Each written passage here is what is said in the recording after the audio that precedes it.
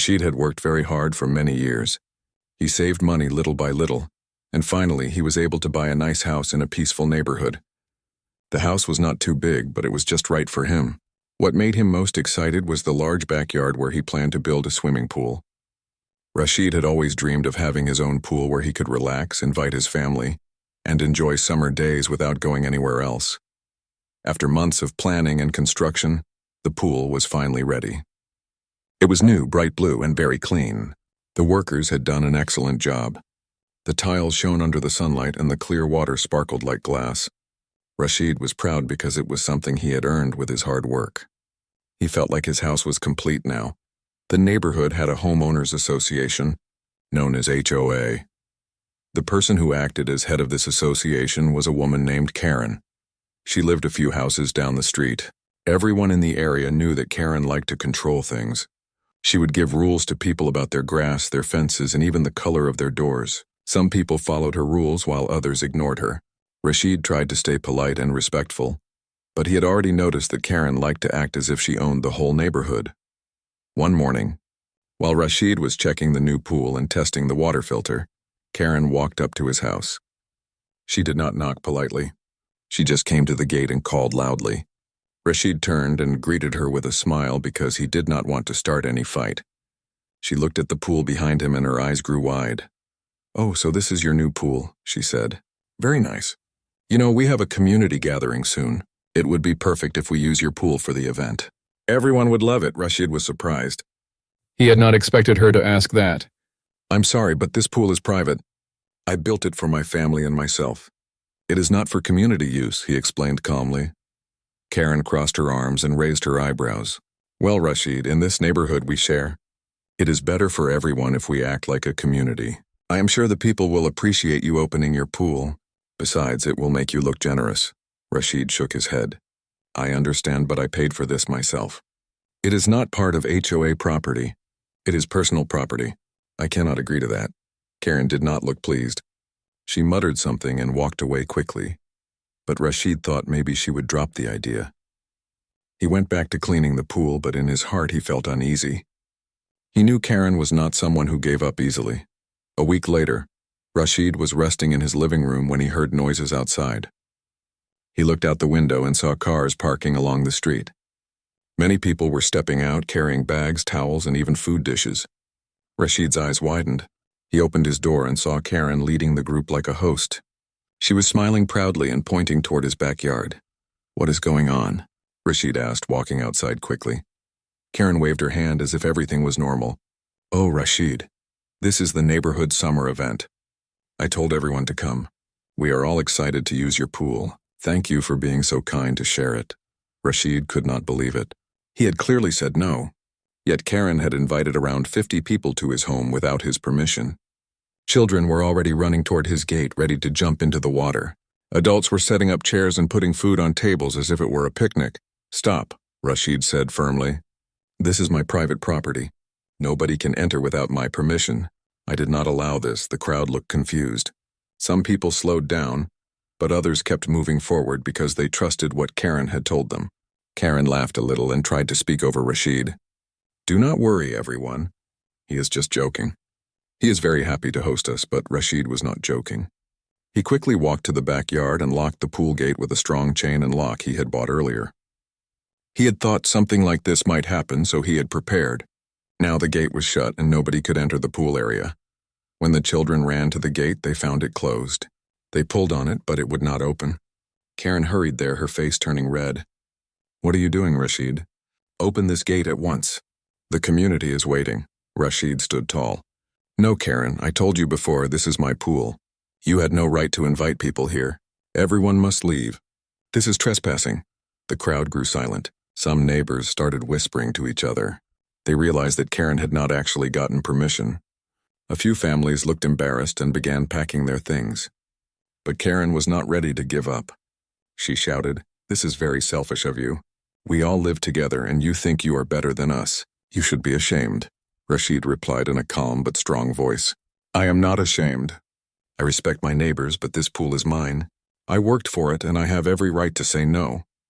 You misled these people. You told them something that was not true." Karen's face showed anger and panic. Her plan was falling apart. She had thought Rashid would feel pressured and agree, but instead he had locked the gate in front of everyone. Now her guests were looking at her with doubt and even irritation. Many of them had come expecting a fun day, but now they saw that Karen had tricked them. One man in the group spoke up. "Karen, did you really not get his permission? We brought our kids because you said it was arranged." Another woman shook her head. "This is not right. You cannot invite us to someone else's property." Karen tried to defend herself. "Well, it is for the good of the community. He should be happy to share." But the people were no longer on her side. They started walking back to their cars. Children cried a little because they wanted to swim, but their parents scolded them gently and explained that the pool was not for them. Slowly, the crowd began to leave. Karen stood there embarrassed as her plan collapsed. Rashid stayed near the gate until everyone had gone. He felt both relieved and frustrated. He had protected his pool, but he knew this would not be the end of the problem. Karen had shown that she was willing to cross limits. He would need to be careful in the future. Later that evening, Rashid sat near the pool and thought about what had happened. The water was calm, shining under the lights. He felt proud that he had stood up for himself, but he also felt tired. He had moved to this neighborhood for peace, not for conflict. Still, he knew he had done the right thing. If he had allowed Karen to use the pool once, she would have tried again and again. Far down the street, Karen sat in her house feeling angry.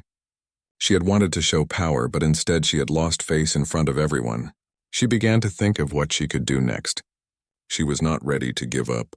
She wanted control, and she saw Rashid's pool as something she deserved to command. In her mind, the story was not finished. Rashid did not know what Karen was planning, but he had a feeling the trouble was only beginning. The next morning, Rashid was watering the plants in his front yard. The air was fresh, and the sound of birds filled the street. He hoped that the incident from yesterday would be forgotten. Maybe Karen would realize her mistake, and things would return to normal. But deep inside, Rashid knew it was not so simple. When he looked across the street, he saw Karen standing on her porch, talking to another neighbor. She pointed toward Rashid's house with a sharp motion of her hand.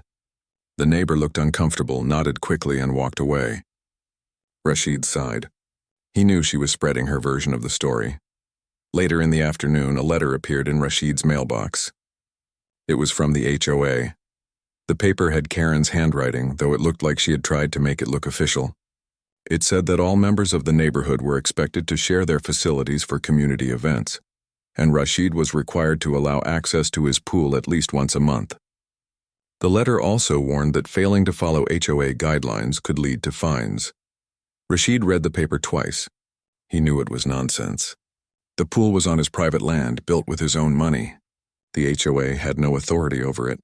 But Karen was trying to scare him. Instead of getting angry, Rashid folded the letter neatly and placed it in a folder where he kept all his documents.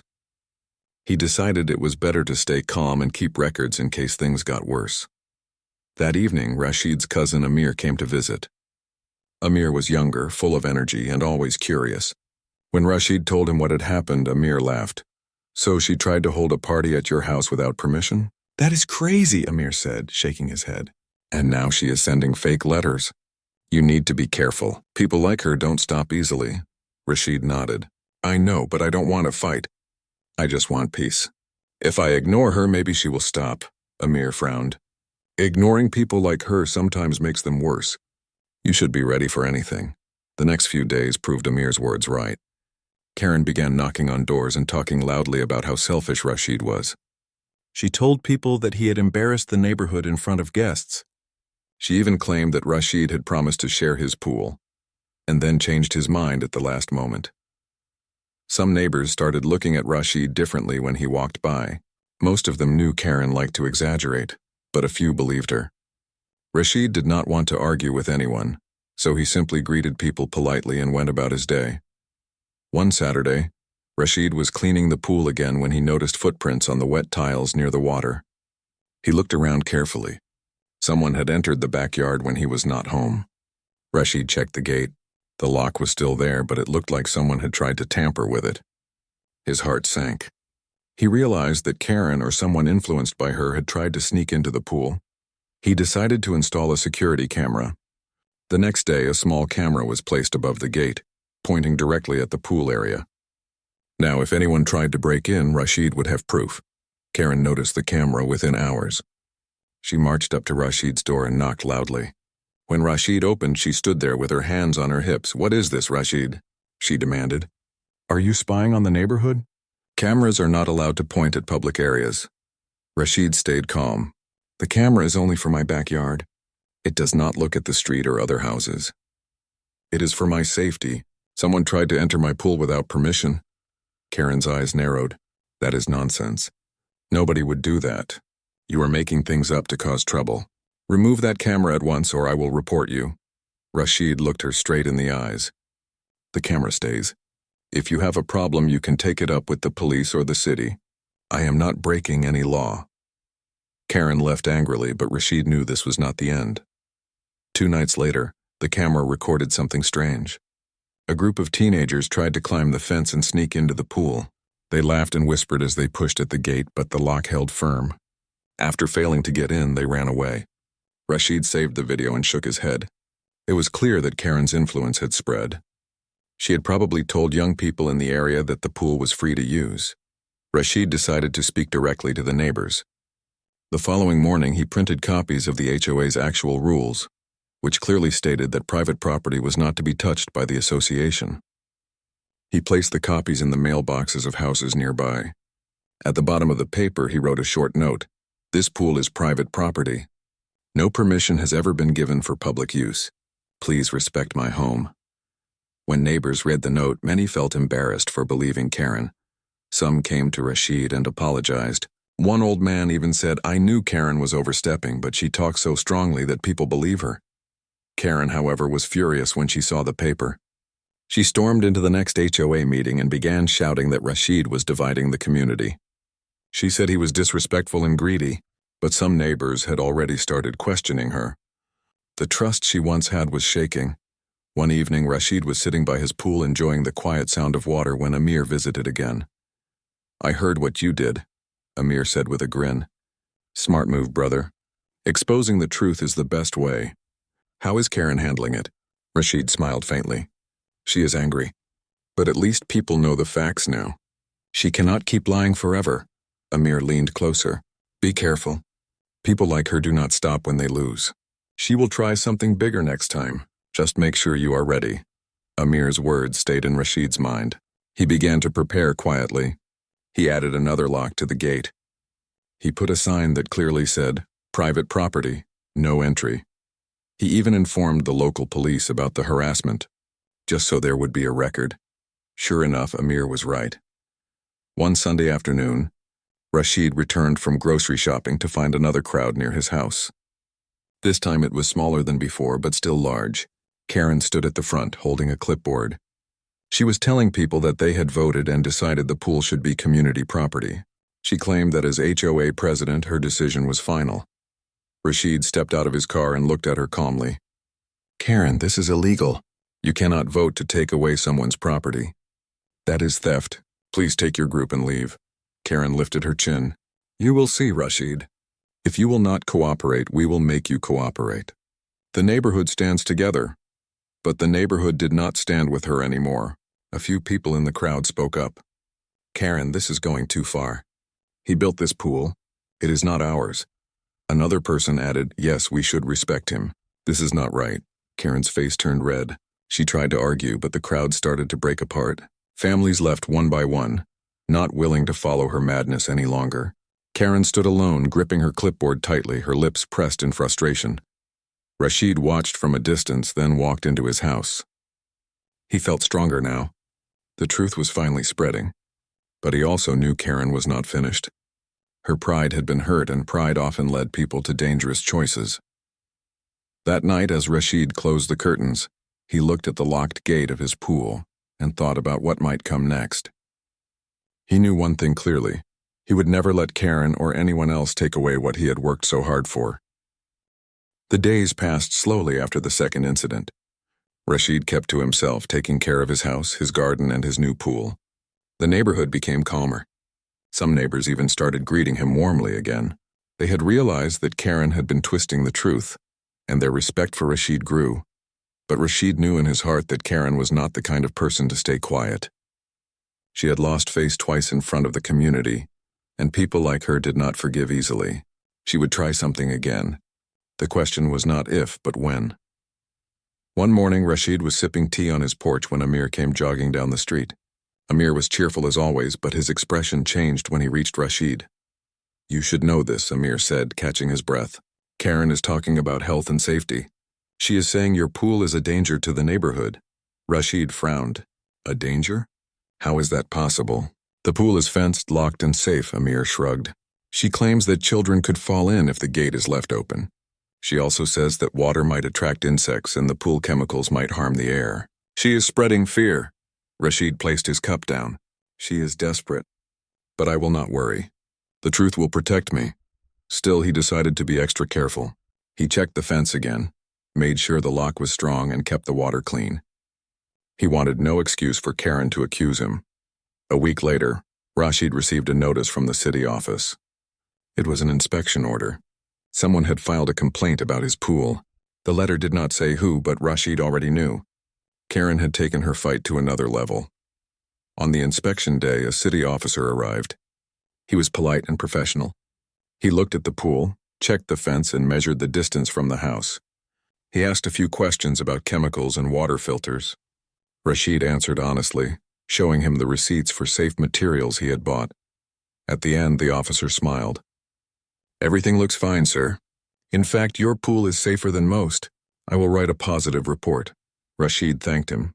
As the officer was leaving, Rashid noticed Karen standing across the street, arms crossed, watching.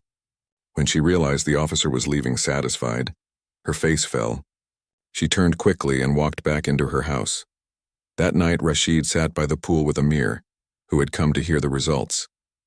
"She failed again," Rashid said quietly. "But I worry. Each time she loses, she becomes more angry." Amir nodded. "She is not just angry. She feels she must win or else she loses control. Be ready, brother. She might try something even bigger." Amir's words came true sooner than expected.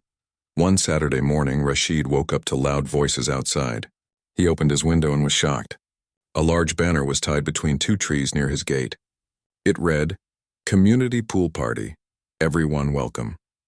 Tables and chairs were being set up on the street, and once again people were arriving with food and drinks. Rashid rushed outside. "What is going on here?" he asked loudly.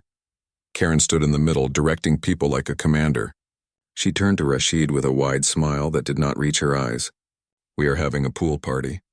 The whole street is invited. You should be honored." Rashid clenched his fist but kept his voice steady. "I told you before. This pool is private. I will not open it." Karen waved a hand. "You cannot refuse forever. The community has decided. The pool is part of us now." Rashid looked at the crowd. Some people seemed unsure, whispering among themselves. Others looked excited, expecting the pool to open. Rashid knew he had to act quickly before the situation got out of control. He walked calmly to the gate, locked it even tighter with the new chain, and stood in front of it. "Nobody enters. This property is mine. If anyone tries to break in, I will call the police immediately." The crowd went silent. Children stopped jumping around. Parents exchanged worried glances. They had not signed up for trouble with the law. Karen's smile faded. Her voice grew louder. "Do you see this, everyone? He is threatening us. He wants to call the police on his own neighbors." "What kind of man does that?" A few people muttered uncomfortably, but most stayed quiet. They had seen Rashid's patience before, and they were beginning to understand the truth. This time, Karen's influence was weaker. Rashid pulled out his phone and showed the group a copy of the city inspection report. "This proves the pool is safe and private. Karen has no right to decide otherwise. I respect my neighbors, but I will not allow lies." The crowd shifted again. Some nodded. A man stepped forward. "He is right. This is his pool. We should not pressure him. Let us respect his wishes." Slowly, one by one, families began to pack their things. They left the street quietly, avoiding Karen's eyes. Within minutes, the large crowd had shrunk to only a few loyal followers. The tables and banner looked foolish now. Karen stood frozen, her face pale with anger. She had failed for the third time. Rashid did not speak again. He simply watched as she gathered her things and walked away with her small group. But Rashid knew it was not over. Karen was too proud to admit defeat. She would try again, perhaps in a way even more dangerous. Later that evening, Rashid installed a second camera on the side fence. He also added stronger lights in the backyard. Amir helped him test the system. "You are building a fortress," Amir joked. "But I cannot blame you." "Karen is determined," Rashid sighed. "I do not want war. I want peace. But if she keeps pushing, I must protect myself." For a few days, things were quiet. Rashid almost believed that Karen had finally learned her lesson. But one night, close to midnight, the cameras recorded something shocking. A group of unknown men came to the backyard.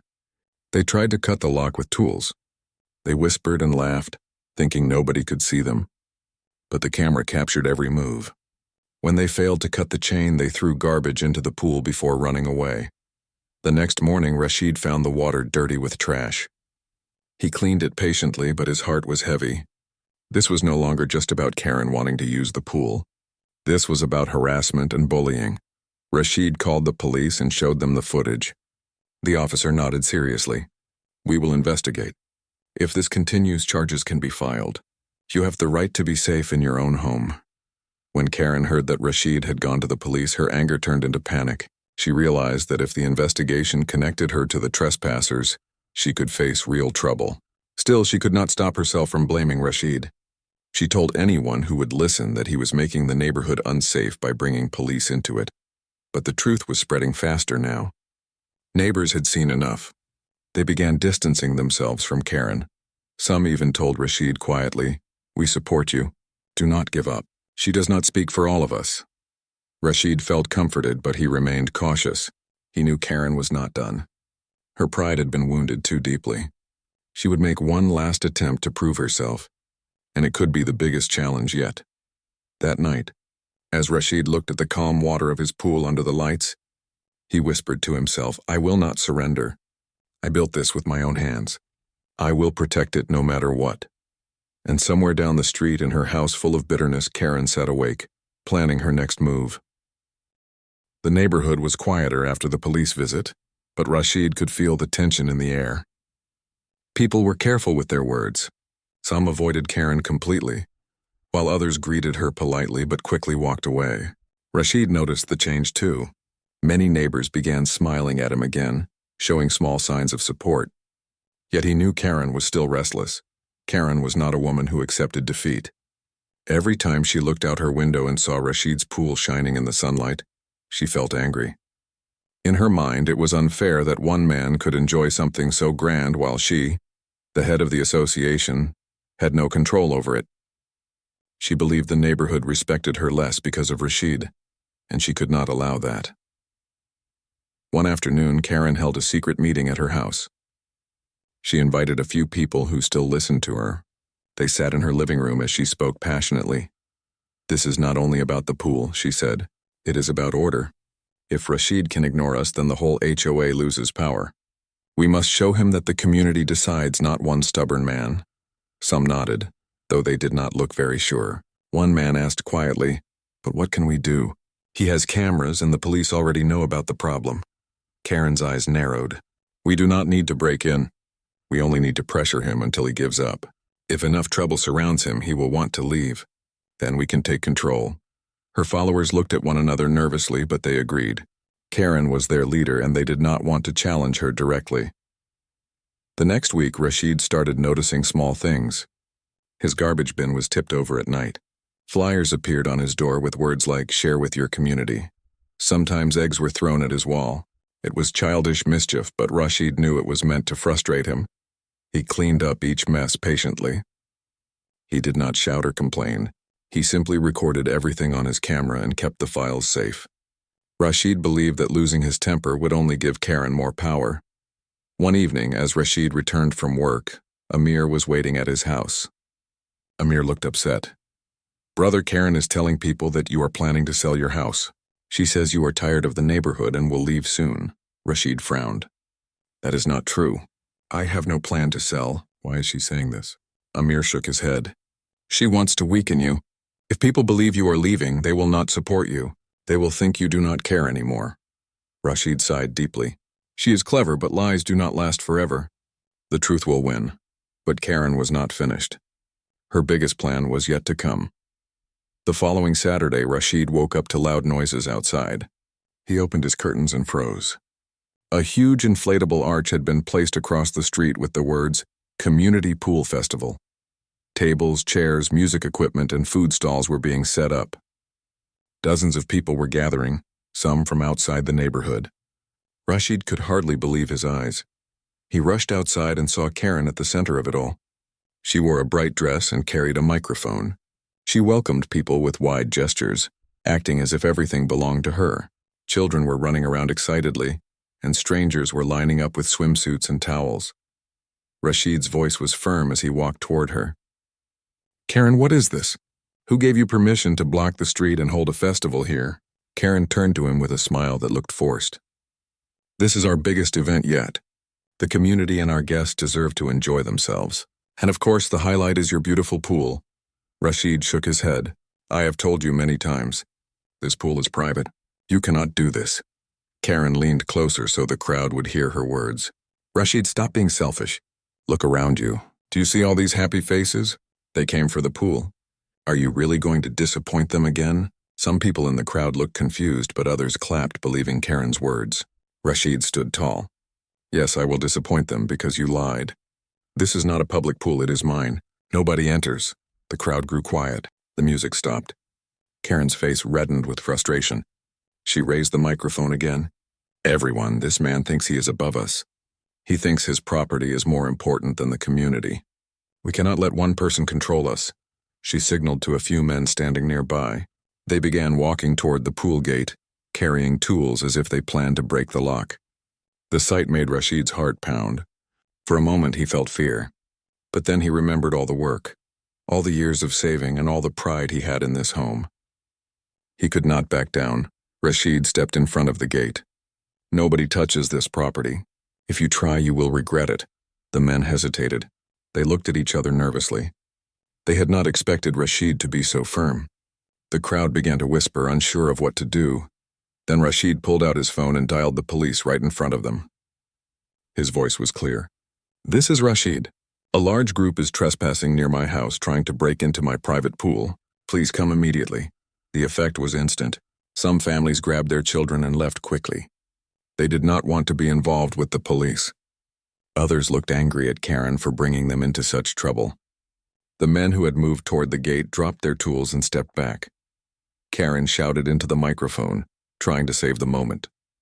"Do not leave. This is your community. He cannot call the police on all of us." But people no longer listened. The crowd scattered, leaving Karen standing alone with a few loyal supporters. Within minutes, the street was nearly empty except for the mess of tables and decorations. Soon after, police cars arrived. Officers stepped out and spoke with Rashid, who showed them the cameras and explained everything. Karen tried to argue, but the officers cut her off. "Ma'am, you cannot organize public events on private property without permission, and you cannot force someone to share their home. This must stop or there will be serious consequences," one officer said firmly. Karen's face turned pale. She had pushed too far and now the law was clearly against her. She muttered something under her breath and left with her head down. Rashid thanked the officers. After they left, he stood in front of his house looking at the empty street. He felt exhausted but also relieved. He had faced Karen's biggest attempt and he had won again. That evening, Amir came by. He looked at the leftover banner and laughed. She really tried everything this time. She brought strangers, music, and even men with tools. But in the end, she failed. Rashid smiled faintly. "She cannot win against the truth. Still, I must stay careful. She may try something else." Amir shook his head. "I think her time is ending. People are tired of her. You showed courage, and now the neighborhood sees the truth. Karen has lost respect." Rashid looked at the calm water of his pool shining under the lights. For the first time in weeks, he felt a deep sense of peace. The battle was not easy, but he had stood his ground. He had defended his home with patience and strength. Yet far away in her own house, Karen sat alone, her pride broken. Her followers were leaving her one by one. She felt the weight of defeat pressing on her. But deep inside, she still whispered to herself, "This is not over." Rashid did not know what she would do next, but he was ready. The pool was his and no one could take it away. The morning sun was shining over the neighborhood when Amir woke up. His mind felt lighter than before. The long weeks of stress with the HOA and Madame Shabana's endless drama had almost reached their end. For the first time in a long while, he felt like he could breathe. He made a cup of tea and sat near the window, enjoying the fresh air. The sound of birds made him smile. Life felt peaceful again. But Amir knew one thing for sure. Madame Shabana was not a person who accepted defeat easily. She had been quiet since the failed party, and that silence was the most dangerous part. He had not seen her around, but the whispers from neighbors told him she was still plotting something. Later that afternoon, Amir met Rashid at the market. Rashid greeted him warmly and said, "You have done a great job standing up against her. People are talking and they respect you now. They know the pool belongs to you and they know you were right all along." Amir felt a sense of relief. He had not been fighting just for himself, but for every person who felt helpless under Madame Shabana's behavior. Still, he replied carefully, "I only wanted fairness, nothing more." On his way home, Amir passed by Shabana's house. For the first time, the place looked unusually quiet. No loud voices, no visitors, no cars parked outside. Curtains were drawn and the gate was locked. It was strange. A small part of Amir wondered if she had finally given up. A few days later, a letter arrived in Amir's mailbox. His heart sank when he saw the HOA stamp. For a moment, he thought it would be another complaint or demand. But when he opened it, he found something unexpected. It was an official notice announcing that Madame Shabana had been removed from her position as HOA president. The letter explained that due to her misuse of authority, repeated complaints and unethical actions, the committee had voted her out. A new president would be chosen soon. Amir read the letter twice just to be sure it was real. He could hardly believe it. After so much trouble, the day had finally come. He went outside and shared the news with Rashid, who smiled broadly. "It is about time. Everyone will be happier now." Soon word spread across the neighborhood. People came out of their houses, gathering in small groups to talk about it. The air was filled with relief and excitement. One neighbor said, "She always treated us like children, giving orders and making demands. Now maybe we can live peacefully." Another added, "This neighborhood will change for the better. We must all work together." Amir listened quietly, feeling proud. He had not only defended his own rights, but had also helped bring change for everyone. The following week, a community meeting was held at the park. People gathered under the shade of trees, sitting on chairs arranged in rows. It was the first meeting without Shabana at the front, and the difference was clear. This time, people actually felt free to speak. During the meeting, nominations were made for the new HOA president. Names were suggested and then a vote was taken. In the end, Rashid was elected as the new president. The crowd clapped and cheered. He was known for being fair and kind, and everyone trusted him. Rashid gave a short speech. "From now on, this community will belong to all of us, not just a few. Every voice matters. We will not allow misuse of power again." His words earned loud applause. After the meeting ended, many neighbors came to Amir. They thanked him for standing strong, for not giving in when it mattered most. Amir smiled and shook their hands. "I only did what anyone should do. Together, we all made this happen." Later that evening, Amir finally decided to use his pool in peace. He had kept it locked for weeks, but now it felt safe again. He cleaned the water, arranged the chairs neatly, and invited a few close friends to join him. They laughed, shared food, and enjoyed the calm evening by the poolside. For the first time since building it, Amir truly felt the joy of his own space. While they were sitting, Rashid said, "You know, this pool became more than just a pool. It became a symbol. It showed everyone that no matter how powerful someone thinks they are, they cannot control what is not theirs." Amir nodded slowly. He had learned a great lesson. Standing up for oneself was never easy, but it was worth it. As the stars appeared in the sky, Amir leaned back in his chair, listening to the laughter of his friends. The nightmare with Madame Shabana was finally over, and the neighborhood was moving forward into a better chapter. Weeks passed, and peace returned. Shabana's house remained locked most of the time. Some said she had moved away. Others believed she was too embarrassed to show her face. Whatever the truth, her absence no longer mattered. The neighborhood had healed and life had become brighter. One day, Amir looked at the pool and thought about the journey. From the day he built it to the endless arguments to the locked gate and the failed party, Everything had been a test of patience and courage. Now the pool stood as a quiet reminder of his strength. In the end, it was not about the pool alone. It was about respect, fairness, and community. Amir had fought for these values, and together the neighbors had protected them. And so life in the neighborhood went on. Children played on the streets, families greeted each other warmly, and gatherings were filled with laughter instead of tension. The shadow of control and unfair rules was gone.